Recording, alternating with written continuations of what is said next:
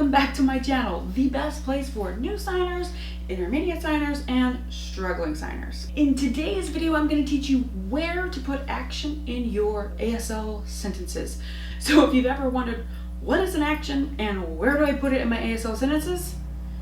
Keep watching. Now I want to give you a reminder, you don't have to live and die by ASL grammar rules. Just like in the English or the hearing community, we don't live and die by grammar rules. We have basic grammar rules for a solid foundation so that we can communicate clearly, and yet we often break our own rules. It is the same in ASL and in the deaf community. We have rules for boundaries, good solid communication and clarification, and yet you will find that some of these rules will be broken. Now, why am I bringing this up? You will notice that with the action rule, that this is the most commonly broken rule, but it's still good to know it and to follow it as best you can. But don't freak out if you see it done differently in the real world, right? There's a difference between book learning and real world usage, right? Remember, don't be so paralyzed trying to be perfectly perfect 100% of the time, okay? Allow yourself some flexibility and know that so long as you communicate the message as clearly as best you can, that is all that matters. Action really is just a fancy way of saying verb. It's any action, anything that's happening in the sentence. Now, where do we put the action?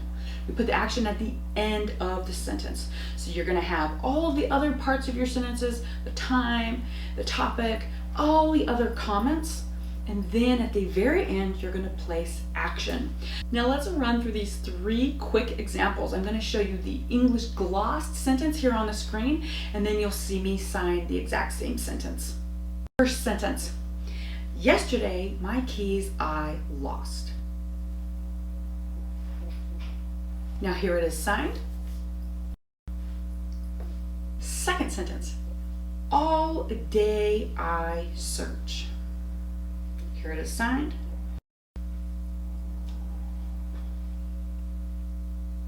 The third sentence: finally, my sister she find. And here it is signed. Important to know that these three action signs were pretty easy. They're pretty blatant and clear that yes, these were verbs: lost, search, and find, right?